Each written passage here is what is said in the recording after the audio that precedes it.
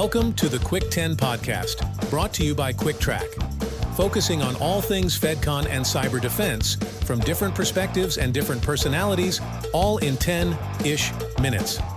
Here's your host, Derek White. Welcome back to another episode of the Cuick 10 podcast. I'm your host, Derek White, COO at Beryllium and Cuick Trac. I am joined today live in person by Mark DeBry from Shadowscape. Thanks for joining. Yeah. Let's do it, man. This is got to know you pretty well here the last year or two or whatnot. This is a great opportunity to sit down and talk about things from the assessment standpoint, from the lead assessor standpoint. They're happening now. We've had C3PAOs on and lead assessors on this podcast for the last year, and it has been interesting to watch it go from it's coming to prepping to now it's happening. But you're going to talk specifically about, from your perspective, kind of the top things that you can say the title, because I like what you said before we jumped on. Prevent the pain. Prevent the pain. I love it. Okay, so let's get into that. Talk a little bit about what you guys do first in your role before you jump into Yeah, so Shadowscape, we're a cybersecurity company. We do a lot of pen testing, threat intelligence. We do vCISO. And then we do a lot of training, cyber training. It's more specific, real detailed training. So a big company will come to us and say, hey, create this kind of training is the topic, like AI for cyber operations. So we can create custom training for companies. Sweet. And then we're going to develop, we're almost done developing a platform that it financially quantifies cyber risk at the asset level based on the asset value, not just like the FAIR model or some random statistical analysis. It's going to be at the asset level. So we're excited about that too. I like that. Yeah, FAIR model. Man, I haven't heard that term in a while. So, okay, so let's do this. Let's do protect the pain, prevent the pain. Yep. Sorry. Protect the pain probably down the road. Yeah, that's right. Protect it before you prevent it. Yes. Okay. So where do you start? Where do you want to, what's one of the top things that you share? It's been interesting just watching assessments from the beginning to the end, both a company that's getting ready, and which we do some readiness assessments or readiness for customers, but mostly this is talking about the assessment. So like, okay, meet the C3PAO, pick the C3PAO that you like, and make sure that they're aligned with your views. And then it's that first week of getting ready, and then it's the readiness. So phase one, a lot of customers, they're really not ready. They don't have their docs. They send them late. They're incomplete. They make the C3PO and the lead assessor chase things around, and it's painful. And then their SSP is just not ready, and it doesn't have everything they need. It's not broken out into the 320. Like sometimes we'll see that 110, or we're like, this is going to be painful if it's not broken out by A, B, C, D, E, F. So that's probably the number one thing is that their SSP is just not ready. And then if they're not ready, where does the next step go from there in that scenario? It really depends on the C3PAO, because some are like, hey, let's just go through this, which is fine. I prefer to just take a pause, just say, hey, why don't you guys take 2-3 weeks or a month or whatever it takes, you come back. And you can, and you don't have to you're supposed to do a little bit of documentation with the EMAS, but overall, you're not wasting all that money in that week. So they go back, they fix things, and then they come back. Got it. Okay. That's good to know, because that's another thing I just don't think people are thinking about. If this is new, like especially those that haven't gone through formal assessments and audits. There's just things that you're not thinking of, right? You're worried about other things. Right. Challenge prevent pain in other areas. Yeah, the challenge is scheduling, though, because if you're like, oh, we're not available this week, your lead CCA and your bill, they may be booked for the next couple months. Yeah. You got to wait. Yep, that's true. Okay. So then from there, what else? Yeah. I know you presented this a lot. So what's up? Sometimes within the SSP, the language is just a template from somebody else, or I saw one with ChatGPT, and I was like, guys, and it didn't say anything. It was all fluff. And they had tons of stuff. I was like, guys, keep it real simple. When it says identify the time on this, just put 15 minutes or whatever the time is. You don't need to put 20 things. Yeah. So be specific.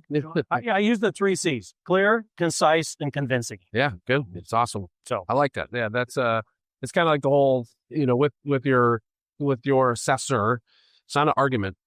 right? Yeah. We've seen this too. So we don't even do C3PO assessments, but in the auditing days over the years, answer the question. Yeah.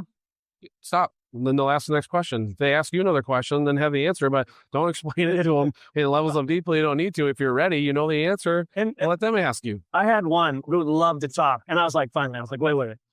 Look, I don't mean to be rude, but when I hear what I need to hear, I'm going to just say, okay, done. And I'm going to cut you off. He's like, oh, okay, yeah, I talk a lot.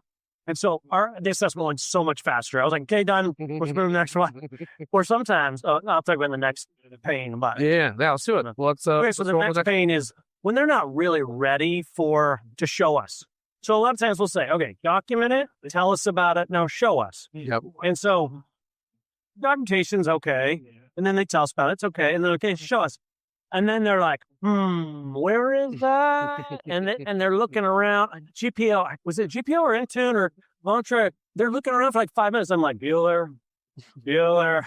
So it's just painful. And we've had some where we're like, okay, we're going to pause this because you guys are not ready from a show perspective. And you take 2 days, you write down where everything is when we ask, when you're going to show, and then we'll do this. And it was so much better. Well, I mean, you've probably seen this too. This is one of my favorites is assessors asking the question. I'm individual that led probably the internal stuff. Yep. You're the responsible party. Yep. Ask question, turn to you and tell you what they're asking. It's like, no, that's the whole point of this is that they're asking this person because they're responsible. And that's what it says. And instead of takes twice as long for you to walk through it all. Yeah. So yeah. No, that's good to hear that that's getting better. But it is a pain. So from there, where do we go from there? What's another pain? The architecture diagram and the data flow diagram. I think I've had 1 or 2 out of like 10 plus assessments where they didn't change the architecture diagram from the first day to the last day. And it wasn't that they changed their real architecture. They just couldn't tell you what their real architecture was in the drawing. So they would say something and I'd be like, is that on the architecture diagram? Oh, we forgot that. Is that one? No, we forgot that. On that data flow. Oh yeah, there's no data flow that shows from Sentinel or from Sentinel 1 over to your Sentinel. There's no data flow. And that's true, right? And they're like, oh yeah, we forgot it. So, or boundaries. Oh, so that's a big, huge thing. And then, let's say on the prep side. So again, that's another one of those scenarios where what happens there? Do you give them lead time? Do you pause? Do you just, how do you guide them from there to do what's right to be? It's funny. It's a lot of consulting, right? You can't be consulting, but I can ask the question in a way that it's staying in the bounds, but they get it. I'm like, did you tell me that you have a data flow from here to here? Is there a reason there's not a line there? Kind of thing. Yeah. And it's, it depends. Because most of the time, technically they're good. Yeah. It's the documentation. And I'm fine with just fixing the documentation. And sometimes like they'll have a documentation and the flows and everything. And then we go through it. And then like day 4, I'll go back to it because that's kind of some of the controls later in the assessment. And on this recent one, I said, okay, let's go back to the data architecture. And he says, we already did that on day 1. I said, yeah, but we've been talking for 4 days and some new stuff has come out. So let's go back and let's make sure, oh, wait, you didn't include that flow or that piece of software or whatever. So that's a big thing. Interesting. Yeah. This is where the small businesses, for example, the mediums just haven't been through assessment after assessment, year after year. Yeah. Just they need to hear this. This is great. Yeah. So what's next on the pain list? So data is either leaking via wireless.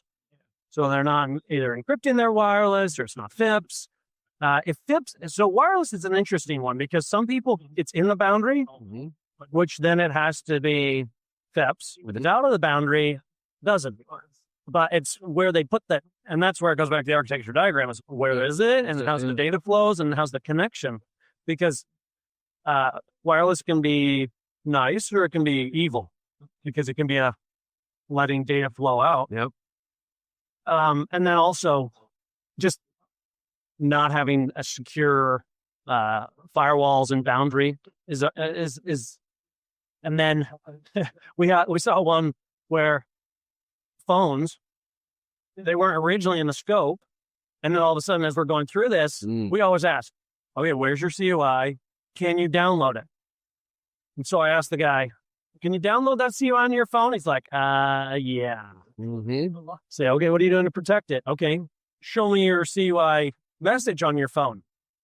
Okay. And so you have to look at data. That's how quickly scope can creep, right? It is, but data leaking from anywhere. Yeah, for sure. So that's a big thing is we're looking at where all of your data is. Okay, so let's do one final one before we wrap up. What's another good? I'm sure there's more, but what's another good pain point that you can help share on how you prevent it? Okay, so the biggest thing is the CMMC assessment guide. Yes. Every MSP, ESP, OSC, the assessment guide should be your very best friend. Yep. It should be your Bible. You should have it left, your SSP and your assessment guide, and go through it because some people answer the questions in a crazy. I had a guy who says, where is your malware protection? He put his physical address. And I was like, and I went like this, and he saw me on video. He was like, was that the wrong answer? I said, yeah.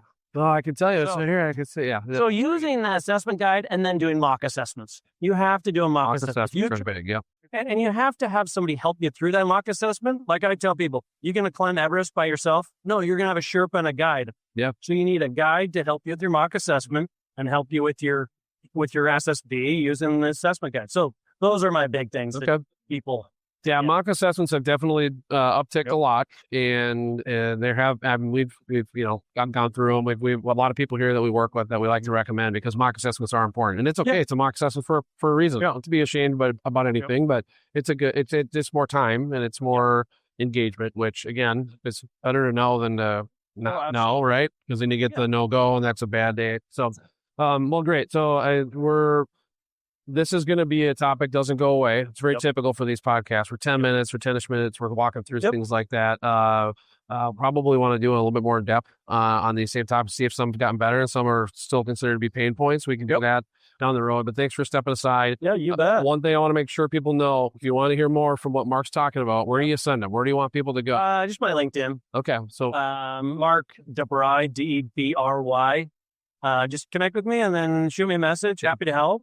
And any way possible, if you got questions, I like to help people. Yeah, Mark does a great job putting stuff out there. So highly recommend you follow him.